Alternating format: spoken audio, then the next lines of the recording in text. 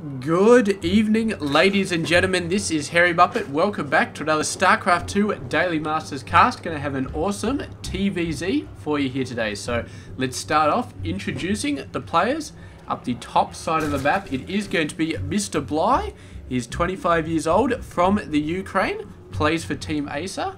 And yes, this is actually, this replay is actually a little bit old. I think it's from the Team Story Cup, so going back a couple of months now, a few months, but yeah, still pretty awesome. As his opponent is going to be Mr. Hart, 23 years old, from South Korea, playing for Team Axiom, as you can see down there. So I guess this Lego, yeah, Aces, I think that's the Aces logo. So yes, beautiful, beautiful stuff. And TvZ, always a really, really great matchup. So let's start checking it out right now. I've got a fast barracks coming down here.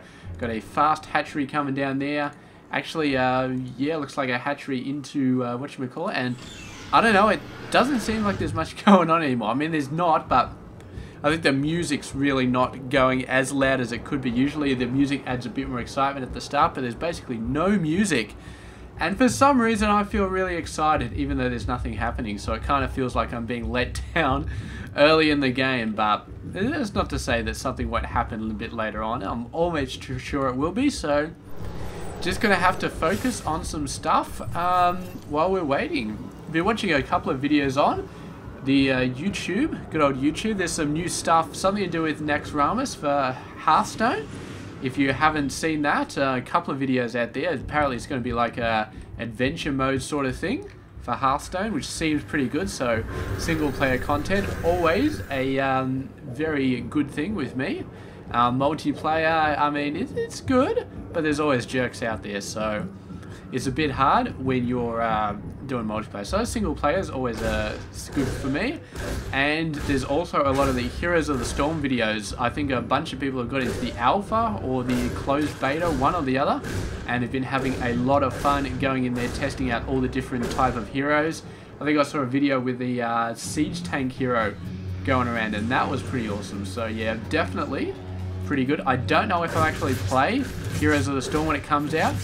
I've played League of Legends and this actual Warcraft 3 map, the original Dota, and that was okay, but I don't know. I mean, I liked Dota way back in the day when it was Warcraft 3, but as soon as they brought out League of Legends, it became a lot faster, a lot more hectic, a lot more skill dependent, and yeah, I mean, Dota 2 is crazy, but League of Legends a little bit more forgiving, but still quite crazy as far as the skill required for it goes. So I don't know how good Heroes of the Storm is going to be as far as that skill level is required, but I don't think I have that much skill, because it's very much timing based. It's basically like microing. It's very, very micro intensive, and micro has never been my strong suit. Even in Starcraft 2, I basically try and focus on the macro, because my micro is abysmal. I mean, I know it, everybody else knows it, so you do whatever you can with whatever you've got, and hopefully it works out. So yeah, but Hearthstone, of course, relatively slow game, so I'm definitely happy about that one. Although I haven't played it too much. It's one of those games where, I don't know, it just it was great for like a month or so, but after that, it didn't really keep me enthralled too much. It's just one of those things where it's great, it's really, really fun to play a game, but there needs to be a long-term goal. There needs to be something that keeps you hooked on for months and months and months to see long-term, this is what I want to accomplish in this game. Which, yeah. So, anyway, I mean, that's exactly what StarCraft 2 has. It's got the ladder system, it's got tournaments, so it's got long-term stuff on it. Hearthstone, not so much. The ranking system, the ladder system, yeah, I don't know. Maybe if it becomes a really big esport, then it will have long term, but yeah, I don't know. I haven't kept track of the esport status of Hearthstone really that much. I don't know if it's really taken off or not, but I suppose, yeah, maybe it'll take off. Maybe it will. So here we go. Look at taking off here, man. Heart's bloody harassment right now. Very, very scary. And this Reaper coming in, not going to be able to do anything. It's not even going to be able to get out of there alive. I think it's just going to get absolutely owned. So Hart going for a bit of harassment there. Got a nice wall off. I assume this is fully taken up. Oh man, I'm starting to yawn. This is not good. It's only 7 PM actually. I don't know why I'm yawning at 7 PM, but apparently I am. This Banshee actually has a good chance of taking out that queen. It looks like he might be able to do it. Second queen coming across, and this Banshee's going to be getting out of there. No cloak, so it doesn't have to worry about the. Doesn't even have to worry about the overseer. But yeah, it's going to scare this guy away. Down to 23 health. So that's a pretty good job there. Bly, he can't be thinking of attacking with only this many lings. Maybe he's thinking about a Baneling bust. Maybe he's just keeping them there in store for when the mutas come across. I'm not too sure what his plan is. It could just be a scout for a fast third base. So yeah, and we do have a third base being morphed into an orbital right here. Positioning would indicate it's going over there, but who knows, he may even go back here. This is relatively safe. Ish. It's safer than any other bases, but here we go. Viking actually coming across. Lands. I don't know how landing was supposed to help it survive there, but it did decide to land. And suddenly, Hart, man, where are all your Marines? He's building 4 Marines at a time, but just because he's building 4 Marines doesn't mean he has 4 Marines. And he's held off a little bit there, but that was one of only a couple of missile turrets out there, and this missile turret, he's doing okay. The Marines managing to get out there, managing to do some damage. The Muta's actually thinking about going in there, but all the Marines have to do is fall back to the missile turret, and then they should be able to do quite a large amount of damage. So all of those Marines actually going down, but the Mutas still not in a great position to actually do a lot of damage right here, because there's just so many missile turrets everywhere, and the outlying buildings like this command center would take too long for them to destroy. So not really going to be happening. He does pull back, and he did lose like 3 mutas in that battle, so definitely not sure if that was worth it. Oh, the Overseer getting destroyed. Not good. And is he going to be killing this Marine? He is, definitely. So great job. The Muta's really, really aggressive here, though. Really want to go in and do some damage. So I don't know, man. I really don't know if this is a great idea. Does get a couple of hits off, but the Marines are right there chasing them away. And Bly is being very aggressive, but he has lost 3 mutas, and I don't think he's done 3 mutas worth of damage so far. So 4 mutas now. So yeah, I mean, there's some. We have seen some very, very aggressive muta play from players. One great example is Scarlet, who's extremely aggressive with her mutas, but we're seeing Bly try to do the same thing, but he's taking a lot of muta damage. See, what Scarlet does is she runs around and she keeps probing all of the entrances, so keeps trying to find the place where there's less cover of Marines. Keep going in there, sniping stuff. Bly, on the other hand, is sending his mutas into an area where he knows there are a lot of Marines. He is trying to snipe some good things like the Banshees, but I mean, if you know there are Marines right there, then it is not a good idea to go anywhere near there, and he's just going to have to rely on some other stuff right there. And we'll see how Hart's micro is against the Banelings. It's not too bad. He's just doing a nice run here. The Widowmine taking out quite a fair amount of units there, and that was some really nice micro from Hart, especially considering all of those Banshees, or Banelings, sorry, coming at him. Managed to survive, drew them into the Widowmine. Widowmine got a fairly decent hit off. And now it's just going to be Lings coming in, but the Lings are not going to be all that good. A nice Widowmine hit goes off on there. Another Widowmine hit hits the Banelings, but some splash damage does take some of the Marines out. So not good, but Hart is doing fantastically. Look at the economy, man. 64 versus 64. That is phenomenal for the Terran player, man, because as a Terran player, generally you will have less workers than the Zerg, you'll just have to work with it, but he's got exactly the same amount right here, lifting up the Marines that weren't just going to be able to survive, but a lot of them did go down there. He's going to land them out a little bit further, and the Banelings trying to chase him in there, gets taken out that time. Hart is holding on against his Baneling production from Mr. Bly, who seems to be focusing the majority of his macro on Banelings as opposed to mutas, which I really like at this point in the game. If he kept building mutas, I would think that he'd probably go down, but he's getting the Banelings out. It's exactly what he needs to do, but the pressure from Hart's macro is quite sensational right now. Really pushing in, continuing to send these guys in. He's got a ton of Widow Mines. Oh, man.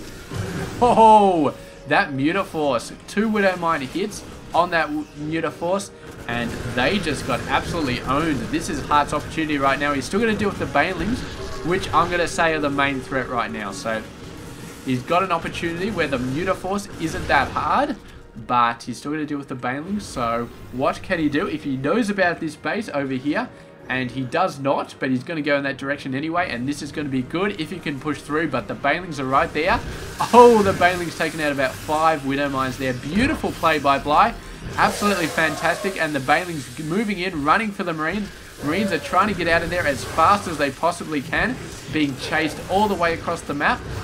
Most of the Banelings are getting taken out, and the Muta's coming across and actually wiping out a fair amount of medevacs who got left behind when the Marines started running across, but another drop coming down over here, killing a very fair amount of workers, I think. No, maybe the workers look like they're coming back now. I guess they just ran off. But most of the main force coming over here, which leaves the 4th base open to Hart's attack. So beautiful two-pronged play there. That drop was simply amazing, and Hart is now going in, and Bly has been really, really knocked back in this game. He's lost 1 base, he's lost another base. He was on 4 base, now he's only on 2. With his main base, yeah, he's got minerals there, but they're running out fairly quickly. This one's only got 100 left, so Bly in a very, very bad situation. If he cannot build and hold a 3rd base, then he is going to be utterly screwed. And even with the 3rd base, he's only evening up with the economy of Hart, and Hart is doing sensational. Look at this, it's 2,400, 2,600 minerals per minute. That's crazy. 2,600, that's 52 Marines per minute. I don't think you can build that fast, but you can afford that many, and that's absolutely nuts. He's spending it all. Look at that. I'm Hart, man. He's doing a great job this game. And here we go. He's going to snipe this base. Too easy. Bly not even hoping to defend that. He's there we go. Another drop actually coming down. 2 medevacs. A lot of these forces killing a fair amount of workers. Down to 51. These forces are going to get wiped out, but they're going to open up Hart. So aggressive here. Actually going to be trying to take these guys out. This one is the main one because it is researching that weapons. I don't know if he's going to get it because the Lings are coming in, but a couple of Widow Mines sending them packing, and I think that's going to be just enough time to get that done. So very nice snipe there. Just chucking it down at the upgrades. Always bad to have your upgrades just killed halfway. It's not even about the minerals and the gas. It's about the time because those things take forever. And there we go, the 4th base going down, and Bly, man, he's got to be just, I don't know what at this point. Oh, the Widow Mines. The Widow Mines doing so much damage right there, and Bly just being pushed further and further and further back in this game. Hart is doing everything correctly. His Widow Mine play has been brilliant. Those Widow Mines have been doing so much damage right there. I mean, just like 20 Lings just went down to 2 Widow Mine hits. I think the actual Widow Mine, which got the most kills, probably got hit by splash damage, but whatever, that's all good. And he's keeping these front 2 bases locked down. He knows that him playing 3 or 4 base Terran against 2 base Zerg, it's only a matter of time before Bly just completely falls apart, because he cannot maintain the army against this massive Terran army just on 2 bases. It's impossible. So here we go, morphing in a massive amount of Banelings, and this, if they all hit correctly, could be a change, but I don't think so. I think the macro is just too heavily favouring Hart at this point, and he pulls back, does some great hits on those Banelings, and now there is absolutely nothing left. I mean, Hart, his army is... Man, look at how low on health they are. I think he should get out of there. I mean, he's on the edge of winning, but like 2 or 3 Mutas could wipe out this army at this point. They're so low on health. Where are they reinforcing medevacs? Oh. He's just gone stim crazy right here. But yeah, pull back, get a couple of medevacs. I mean, you've won the game. No point risking all of your guys. But there we go. Bly is going to give the GG at that point. And there we go. Great game by Hart. He had a beautiful macro. He got things up really, really fast. We saw at the point that Bly had 64 workers, Hart also had 64 workers. So that's phenomenal. Early to mid-game to have the same amount of workers as a Zerg player is phenomenal. And Hart, he kept the pressure on. He kept his forces out there. Did some great micro versus the Banelings, versus everything pretty much. And I mean, Bly, he tried. He was doing a pretty good job. A little bit of his muta work early game.